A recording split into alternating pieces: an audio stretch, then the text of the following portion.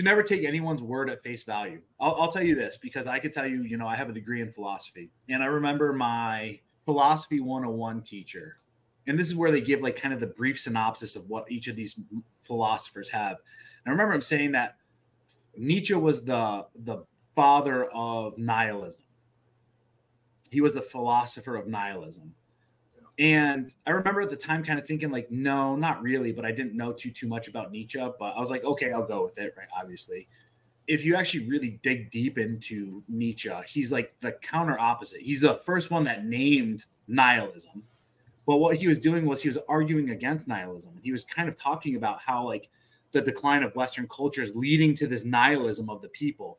He calls them the last men. These people are going to take over. They're going to be nihilists. They're not going to have any belief systems. And it's up to certain men to become the Übermenschen, right? The Übermensch, right? The Superman. And there's going to be a great divide between the Superman and the last man. And the last man is essentially going to tear down society. And it's up to the Übermensch, the Superman, the above man, to either fight back or regain it or rebuild a future for these types of people, greater than people that are greater than the standard average of what humanity is today.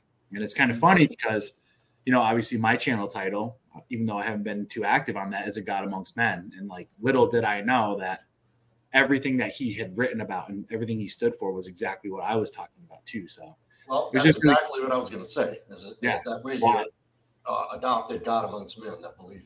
And I mean, clearly the big thing though was that my whole thing, the whole creation of the channel had come from my life up to that point, but then all the spiritual stuff that I had delved into, going into the other side, going into the other dimensions, going through different types of journeys and different types of things in both my physical life and also in the spiritual world and all that stuff. And I came back from, I think, my first Iboga experience. And it's like, all right, God Amongst Men, I got to create this YouTube channel. I got to go and do this stuff. And like all of those things were kind of wrapped into it all. So don't give away too much, because that's going to be part of we don't want to hear. I want you to tell. Yeah, no worries. You know, we're limited for time here, but good answers, interesting mindset and philosophy as always. Always. Very, very complex, but well-intentioned, and it's a purpose. And that's what we're going to hear your story so you can get to that. So why don't we start on that? Tell us about childhood, a brief synopsis of. I'll try to run quick with it. So Italian side of my family is one half, and then the other side is German, right? Protestant on the German side, Roman Catholic on the Italian side. Grew up in Connecticut on the East Coast, which had just quite a lot of like puritanical belief systems too. A lot of like black and white structures, very waspy, very cold, very whatever, very brought up in like these rigid rules, and as well as like a very rigid like social class as well. Mom and dad, I'm pretty sure they're still married. Younger sister who's about 10 and a half months younger than me. Pretty sure I had a father who didn't really, I don't know what it was, but he and I are just, it's not that we're oil and vinegar. It's just that the overall feeling, the overarching feeling is that like I stole something from him when I was born. And there's this like hatred there. You could feel it. It's like a palpable hatred that he had towards me. And being the firstborn, I was the firstborn and the firstborn of the generation in my family. So I'm the patriarch of the new generation. And being a male, there was something also to that too. So my dad was very, very hard on me. There wasn't a lot of love or emotion, which I'm not trying to say there should be, but there shouldn't be. But it was to the extent of where it was like, it was either, there's two modes for my dad. He was either just nothing or rage, right? So my dad looked at every solution and everything as like a hammer and nail solution. So his answer for everything was just to use that one tool for everything. So my dad didn't really start beating me until I was about 7 years old. And I think that was about the age where he kind of looked at me and said, all right, he needs to learn how cruel the world is. So I became an adult at about the age of 7 as well, where I had to start taking over a lot of the responsibilities in the household. And the reason why I bring this stuff up is because my sister was raised the complete opposite. My sister, being 10 and a half months younger than me, was treated as like this little Italian princess who could do no wrong. She could get away with arguing, back talking. She didn't have to do any work. She didn't have to live up to any type of standard or anything. Whereas like for me, it was like, you have chores, your chores will be inspected. It's funny because what friends I did have, when they looked upon my life, they called me Cinderella, because it was like, I was like the abused stepchild in a way, where like I had to take care of like all the duties and responsibilities inside the house. And what did that do? Like, how did you view yourself growing up? Did you think it was just normal, or could you sense some abnormality and have some self-esteem or self-perception issues? Like, did you feel like you stuck out, you were different, or did you just like, oh well, it's just? I think subconsciously, more so, and I'm going to be honest with you, more so, I was kind of more in like survival mode. Yeah, I was hyper vigilant. I was hyper aware. I always knew what time my dad, like, just like in the back of my mind, knowing when my dad was going to come home, and I was counting down.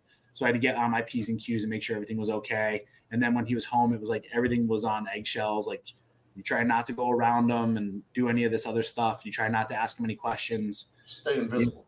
Stay invisible. And like the other thing was, like, I always had to like take the temperature of the room. I had to know what was going on. I had to like intuitively or instinctually, or even just, you know, cognizantly, like, be there and like assess and understand what was going on with the dynamic between everyone. I think at the point, you know, at that age, at 7, my sister watched my dad beat the piss out of me. Like, legitimately, my dad like beat the living shit out of, not shit. Like, I fucking pissed myself. That's how bad my dad was beating me. Right. Like, he just kept going and going and going, threw me in the shower, all this other stuff.